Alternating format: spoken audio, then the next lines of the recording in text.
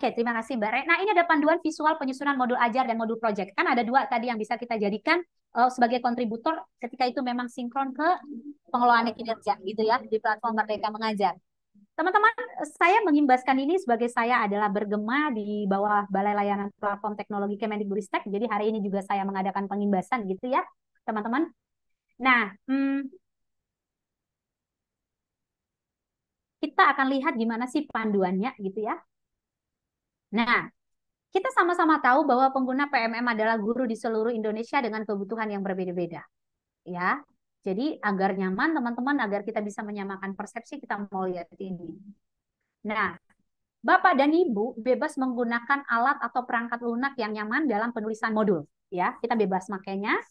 Apakah kita nanti di Google Docs atau di Google Slide atau di Canva boleh.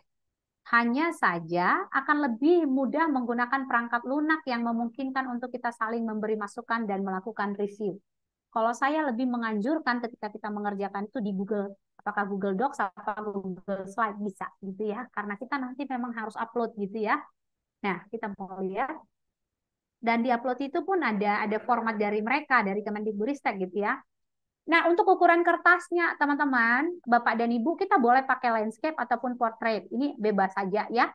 Kemudian kita harus perhatikan margin dan gutter ya, batas-batas cetak maupun batas-batas visual kenyamanan pembaca. Jadi kita nggak boleh mengisi teks atau materi terlalu rapat dengan batas-batas ini, sehingga apabila modul dicetak maupun dibaca melalui gawai akan nyaman dipakai.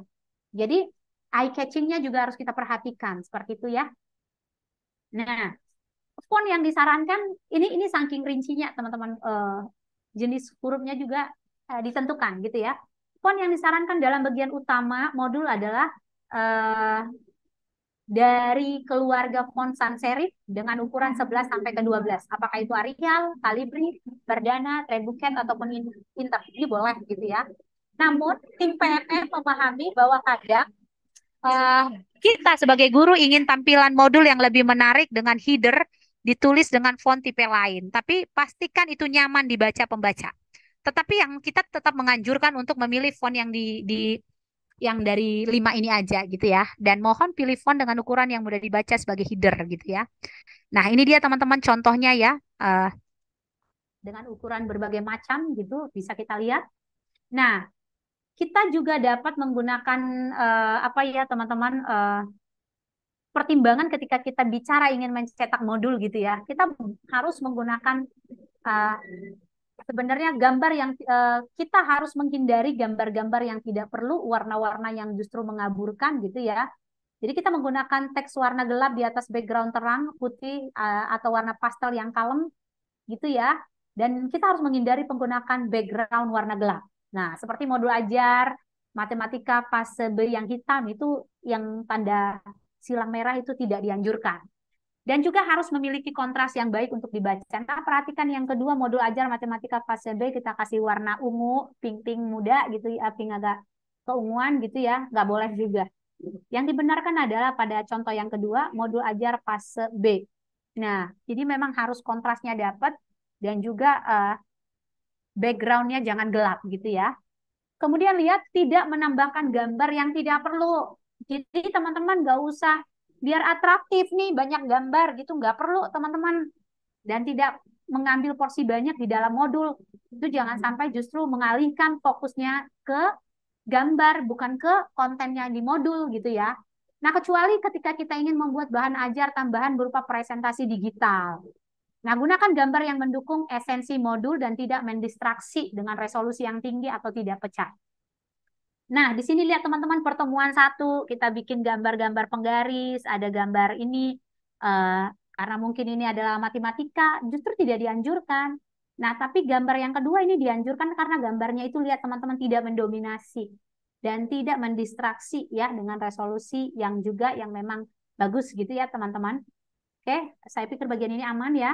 Kita mau lihat. Nah, apabila teman-teman nanti menggunakan referensi gambar, ada gambar yang dimuat gitu ya teman-teman.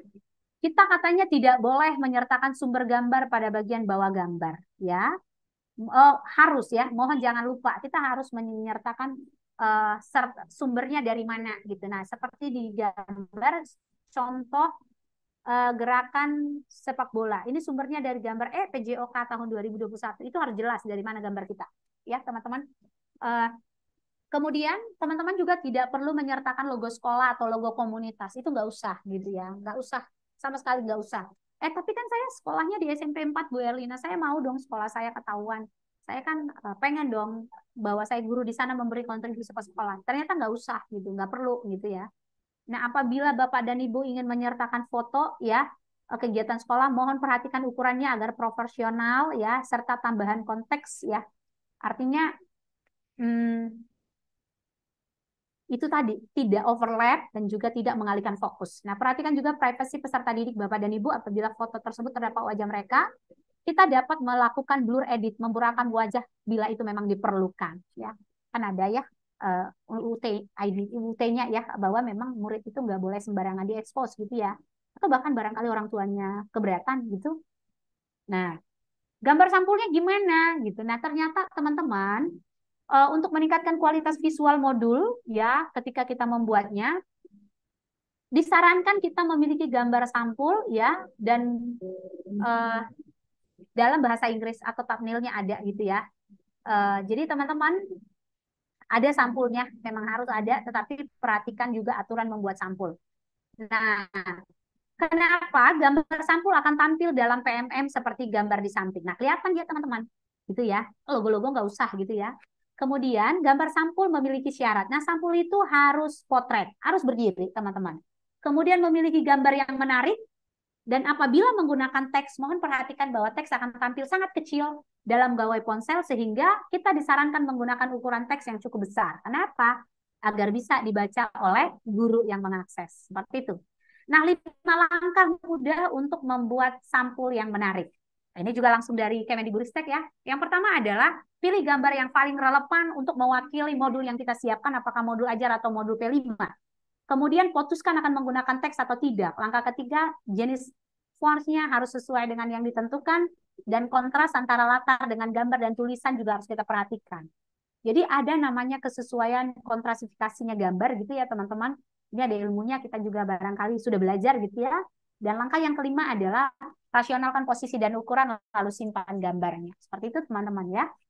Nah, ini dia contoh-contoh modul ajar tentang perangkat ajar teman-teman yang ada di PMM. Ada punya Ninda Cynthia yang punyanya adalah gaya hidup berkelanjutan sampah tanggung jawabku. Kemudian punya Ninda Cynthia juga ini gaya hidup berkelanjutan sampah tanggung jawabku. Tetapi ini lihat teman-teman, ada dua ya. Gambar mana sih yang lebih menarik? Kalau saya bilang sih gambar yang kedua saya lebih atraktif, lebih enak dilihat gitu ya. Nah, tipsnya adalah Anda bisa memanfaatkan sumber-sumber gambar secara gratis di Canva. Apalagi teman-teman Canva itu silakan login ke sana menggunakan akun belajar.id, maka otomatis Canva kita adalah premium gitu ya. Boleh menggunakan Google Slide, Google Docs, ya sesuai kebutuhan saja ya.